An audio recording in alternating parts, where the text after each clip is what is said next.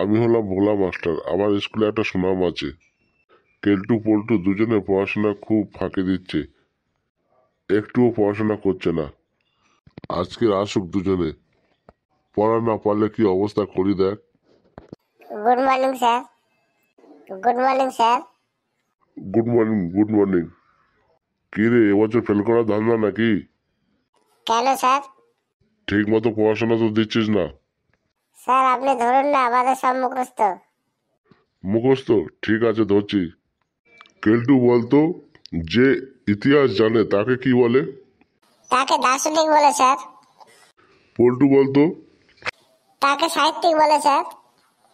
এই তোদের পড়াশোনা হচ্ছে, একজন দার্শনিক বললি, একজন সাহিত্যিক বললি। বেয়াদব, কি পড়েছিস এই তো জানা গেল। স্যার তাহলে উত্তরটা কি হবে স্যার? যে ইতিহাস জানে তাকে ঐতিহাসিক বলে। আচ্ছা, পল্টু বিদ্বান বানান বলতো। বয়সই দরজা ফেলা আকার দন্তন্য। কেলটু বল। বয়সই দয়াকার দন্তন্য। দুজনে কান ধরে দাঁড়া। উত্তরটা হবে বর্ষই দয়বা একা দন্তন্য। স্যার আমরা দুজনেই পড়া মুখস্থ করে এসেছি, আমাদের বইতে এই বানানই আছে। হ্যাঁ, বই ভুল আর তোরা ঠিক। কান ধর, কান ধর, দুজনে কান ধর।